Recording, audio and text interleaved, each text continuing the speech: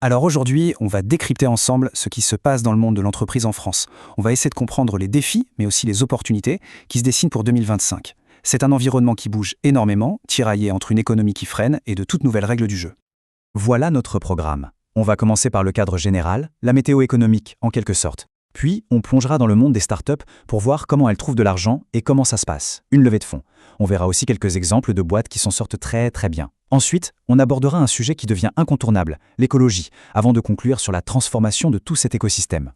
Allez, on commence tout de suite par le contexte macroéconomique, c'est un peu le climat général dans lequel tout le monde doit naviguer, et on va le voir, les dernières prévisions sont assez claires sur les défis qui nous attendent.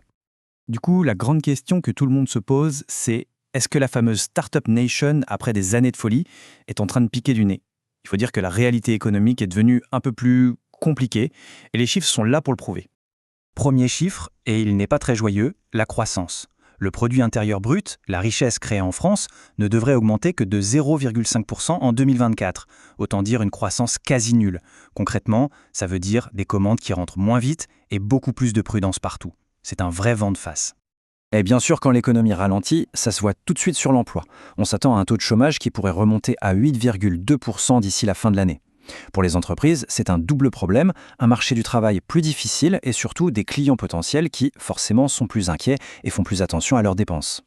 Et pour compléter ce tableau, le déficit de l'État reste très élevé, à 5% du PIB. L'impact est simple à comprendre, ça veut dire que les caisses de l'État sont moins pleines et donc il aura potentiellement moins de soutien public à l'économie. Des coupes budgétaires ont d'ailleurs déjà été annoncées. Bon, on a planté le décor économique qui est un peu maussade, on l'a vu.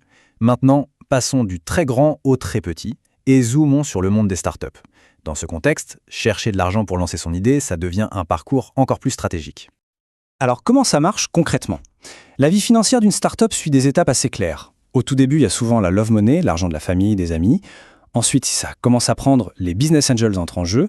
Puis pour vraiment décoller, c'est le tour du capital risque, les fameux VCs. Et pour les plus grosses, ça peut aller jusqu'à l'introduction en bourse.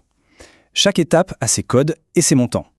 Justement, arrêtons-nous une seconde sur un acteur essentiel du début de l'aventure, le business angel. Attention, ce n'est pas juste un chéquier.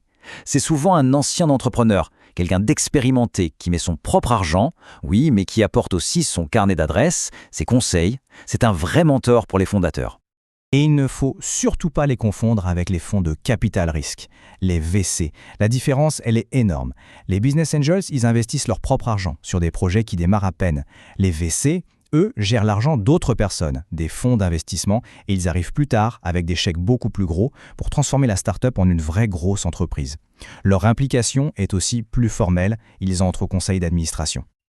Ok, on a vu qui investit. Maintenant, la question c'est comment ça se passe. Parce que lever des fonds, c'est un vrai marathon. C'est long, c'est complexe, avec des règles bien précises. C'est un peu le parcours du combattant de l'entrepreneur. Tout commence avec un business plan en béton, bien sûr. Mais le plus dur, souvent, c'est de trouver les bons investisseurs, ceux qui comprennent le projet. Une fois qu'on a réussi à les convaincre avec un bon pitch, l'entreprise est passée au scanner. C'est ce qu'on appelle la due diligence, un audit complet. Et si tout se passe bien, on négocie les termes de l'accord et enfin, on signe. Mais soyons clairs, c'est loin d'être gagné d'avance. Le chiffre est assez brutal. Statistiquement, seule une tentative sur 15 aboutit. C'est dire à quel point le processus est sélectif. Ça demande un réseau solide et énormément de temps. Un temps que les fondateurs ne passent pas, du coup, à développer leurs produits. Alors oui, le contexte est compliqué, la recherche de financement est difficile, mais ça n'empêche pas certaines startups de réussir, et même de briller.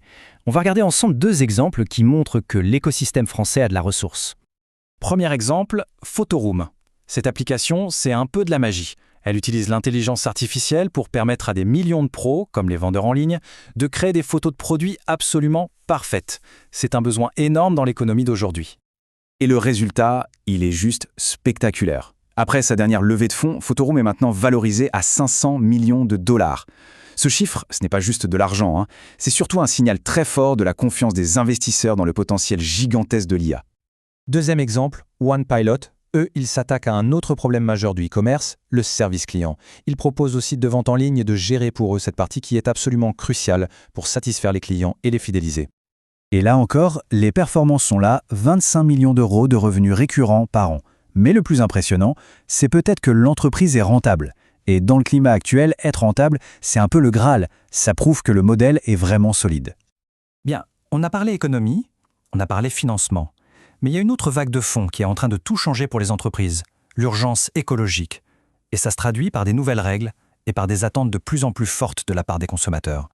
Au cœur de ce changement, il y a un concept qu'on va voir partout, l'affichage environnemental. Pour faire simple, c'est le Nutri-Score, mais pour l'écologie. L'idée, c'est d'avoir une note, une lettre, une couleur bien visible sur le produit pour savoir tout de suite quel est son impact sur la planète. Et attention, ce n'est pas de la science-fiction, c'est déjà en train d'arriver. Des expérimentations sont en cours dans plein de secteurs. Dans la mode, par exemple, des marques comme Decathlon testent une note de A à E sur les vêtements. Dans l'alimentation, Carrefour teste des logos pour l'empreinte carbone. Et même dans les hôtels, des géants comme Accor commencent à afficher des critères de durabilité. Alors pourquoi est-ce que c'est si important pour les entreprises? Eh bien parce que ça répond à une attente énorme. Le chiffre est fou. 70% des gens se disent prêts à changer de marque pour un produit plus écolo. C'est un marché gigantesque qui s'ouvre pour ceux qui sauront prendre ce virage.